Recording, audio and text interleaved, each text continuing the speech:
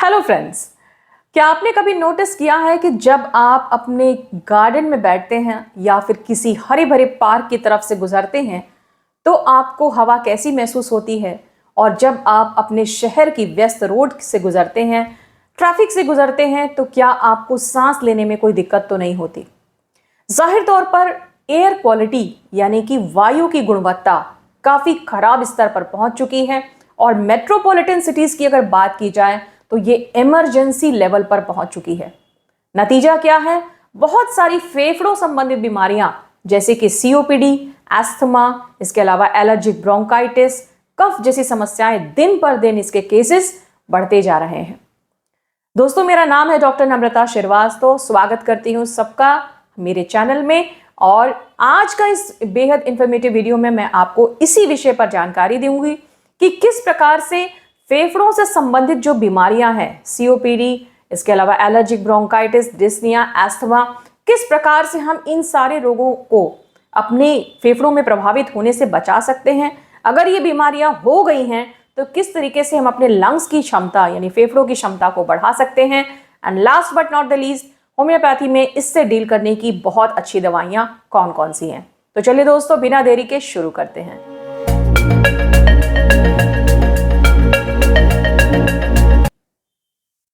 दोस्तों, वीडियो के ऑनसेट पे पहले मैं आपसे रिक्वेस्ट करती हूं, अगर आप चैनल पे पहली बार आए हैं तो प्लीज चैनल को सब्सक्राइब कीजिए और बेल बटन जरूर दबाइए ताकि आपको आगे की नोटिफिकेशंस आसानी से मिलते रहें। दोस्तों, जैसे जैसे हमारी आसपास की वायु की गुणवत्ता खराब स्तर पर पहुंचती जा रही है, उस तरीके से फेफड़ों की बीमारियां दिन पर दिन बढ़ती जा रही हैं। चाहे बात करें क्रॉनिक ऑब्स्ट्रक्टिव पल्मोनरी डिजीज यानी सीओपीडी की, इसके अलावा एस्थमा यानी दमा की, एलर्जी के केसेस बहुत बढ़ गए हैं क्योंकि हवा में प्रदूषण बहुत ज्यादा है। इसकी वजह से जो खतरनाक गैसेस होती हैं, जो खतरनाक पार्टिकल्स होते हैं, ये हमारे लंग्स में जाके जमा होने लगते हैं।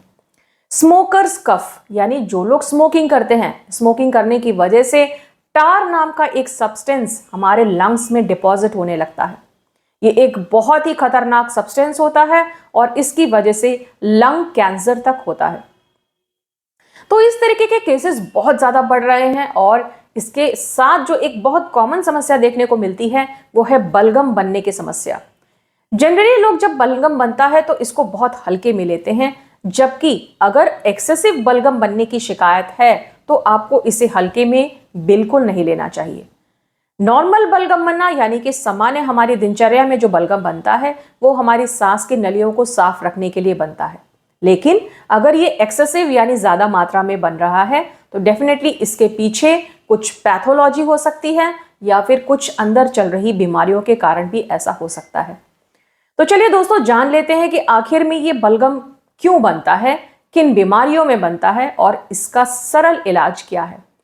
दोस्तों, एक्चुअली हमारे जो रेस्पिरेटरी ट्रैक्ट होता है, हमारी सांस के नलियों में थोड़ा बहुत बलगम यानी म्यूकस बनना एक आम प्रक्रिया है। हमारी सांस की नलियों में नमी बनाए रखने के लिए, उसे मॉइस्ट रखने के लिए थोड़ा बहुत एपिथेलियम से ये म्यूकस सिक्रीट होता रहता है और फिर ये वॉश आउट भी हो जाता है। लेकिन जब बीमारियां होती हैं, जैसे कि मान लीजिए कोई आपको एस्थमा का प्रॉब्लम है, एलर्जिक ब्रोंकाइटिस की प्रॉब्लम है, सीओपीडी की प्रॉब्लम है, तब ये सांस की नलियां जो हैं ये इम्यून सिस्टम ज्यादा एक्टिव हो जाने की वजह से ज्यादा बलगम प्रोड्यूस करने लगती हैं। अब जब ज्यादा बलगम प्रोड्यूस करने लगती हैं तो हमारी सांस की नलियां, ब्रोंकाई, ब्रोंक्यूल्स, ये सारे सिकुड़ने लगते हैं। इनके बीच की जो ल्यूमेन होती है, इनके बीच की जो नली होती है वो पतली होने लगती है और इसी वजह से सांस लेने में कठिनाई होने लगती है। दोस्तों, बलगम बनने की जो प्रक्रिया है ये एक संकेत होता है कि आप अपने प्रति सजग होने की जरूरत है। आपको इन सिम्टम्स को नजरअंदाज करने की जरूरत नहीं है और उसको प्रॉपरली डायग्नोज करके जो है सही तरीके से ट्रीटमेंट करने की जरूरत है। कभी कभी बलगम में ब्लड भी आने लगता है जो कि सीधे सीधे इंडिकेट करता है कि ये ट्यूबरकुलोसिस का इन्फेक्शन हो सकता है।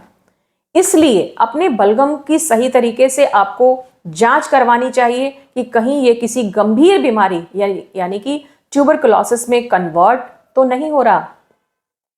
दोस्तों, अब जान लेते हैं कि हमारे किचन में कौन कौन सी ऐसी इफेक्टिव चीजें मौजूद हैं जो कि हमारे लंग्स को साफ करने का काम करती हैं, डिटॉक्सिफाई करती हैं और उनमें जमी हुई गंदगी को बहुत आसानी से निकाल देती हैं।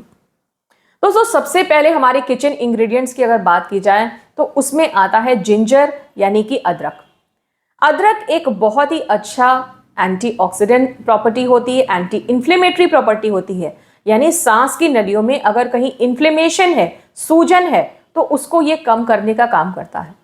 इसके अलावा इसके अंदर एक म्यूकोलिटिक प्रॉपर्टी होती है, यानी कि ये जो जमा हुआ म्यूकस है उसको डिसॉल्व करने का काम करता है और इसे सीलियरी एपिथेलियम बहुत ही आसानी से हमारे लंग्स के थ्रू वॉश आउट कर देती हैं।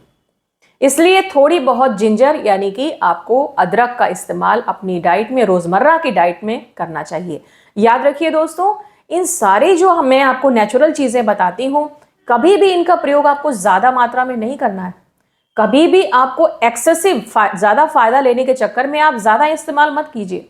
आप हमेशा थोड़ी क्वांटिटी को इस्तेमाल कीजिए, क्योंकि थोड़ा थोड़ा करते ही वो चीजें आपके लिए ज्यादा बेनिफिट साबित होती हैं। हम सोचते हैं कि अगर हम ज्यादा इस्तेमाल करते हैं तो उससे हमें ज्यादा बेनिफिट मिलेगा, बल्कि ऐसा नहीं होता है। हमेशा इन सारी घरेलू चीजों को आपको थोड़ी मात्रा में ही इस्तेमाल करना चाहिए। नेक्स्ट हमारा आता है मुलेठी। दोस्तों मुलेठी, जिसे ग्लाइसिरिजा ग्लैब्रा भी कहा जाता है, इससे एक होम्योपैथिक मेडिसिन भी बनती है। ये एक बहुत ही अच्छा एक्सपेक्टोरेंट होता है। अगर कोई व्यक्ति खांसी से बहुत ही लंबे समय से परेशान हो, उसका बलगम नहीं निकल पा रहा है, खांसते खांसते एकदम बेदम हो गया है, कफ निकालने में भी बहुत परेशानी हो रही है, तो ऐसे में मुलेठी का इस्तेमाल करना बहुत ही फायदेमंद साबित होता है। आपको करना क्या है कि आपको एक छोटा सा मुलेठी का टुकड़ा अपने मुंह में डाल के आप चूस सकते हैं, या फिर मुलेठी का छोटा सा टुकड़ा आप अपनी रेगुलर चाय में भी डाल सकते हैं, या फिर अगर आप इसे तीसरे रंग से इस्तेमाल करना चाहें तो आप इसे सिंपल पानी में उबाल के थोड़ा सा शहद डाल के भी इस्तेमाल कर सकते हैं। ये एक बहुत ही अच्छा घरेलू मेडिसिन है अगर कोई खांसी से बहुत लंबे समय से परेशान चला आ रहा हो। नेक्स्ट हमारा आता है हनी। हनी यानी कि शहद एक बहुत ही अच्छा एंटी इन्फ्लेमेटरी है, एंटीऑक्सीडेंट से भरपूर है, एंटीबैक्टीरियल है, एंटीवायरल है, यानी गुणों का भंडार है।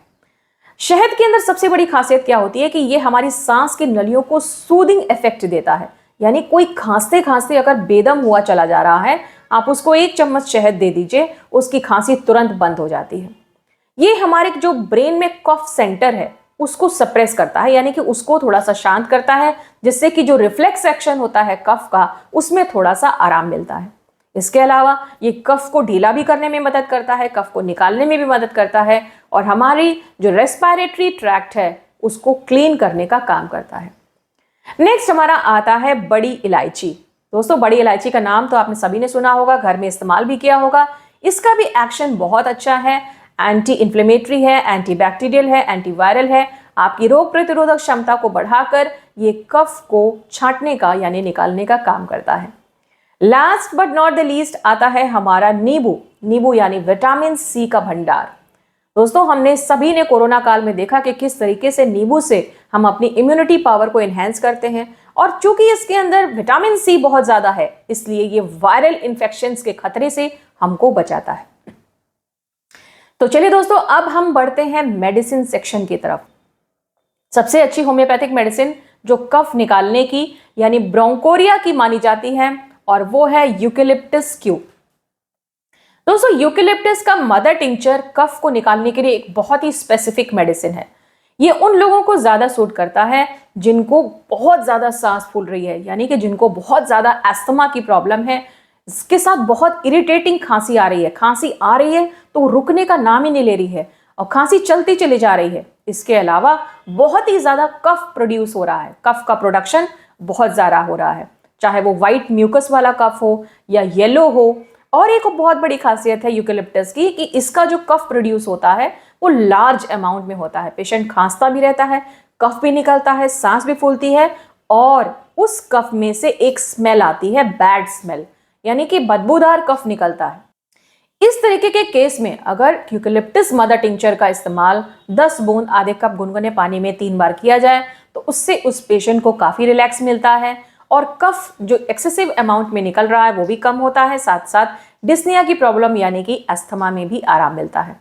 इसके अलावा भी बहुत सारी मेडिसिन हैं, जैसे कि एंटिमटार्ट है, इपीकॉक है, ब्लैटा ओरिएंटालिस है, बाल्सम पेरू है, हाइड्रेस्टिस क्यू है। ये सारी मेडिसिन अगर लक्षणों के अनुसार प्रयोग की जाती हैं तो इनका हमारे रेस्पिरेटरी ट्रैक्ट पर बहुत ही अच्छा असर पड़ता है और ये प्रॉब्लम्स को जड़ से भी दूर करती हैं। तो उम्मीद करती हूँ दोस्तों आज का मेरा कफ पे आधारित वीडियो यानी कि हमारे लंग्स को मजबूत बनाने के विषय में जो मैंने जानकारी दी है ये आपके लिए काफ़ी फायदेमंद साबित होगी। आप इन छोटे छोटे टिप्स को अपनाकर इस बदलते हुए परिवेश में अपने लंग्स को मजबूत रख सकते हैं, डिटॉक्सिफाई कर सकते हैं। अगर आपको अच्छा लगा होगा तो ज़रूर लाइक कीजिएगा, फ्रेंड्स और फैमिली में शेयर कीजिएगा और चैनल को सब्सक्राइब करना बिल्कुल मत भूलिएगा। फिर मिलूंगी आपसे, तब तक अपना बहुत ख्याल रखिएगा। जय हिंद, वंदे मातरम।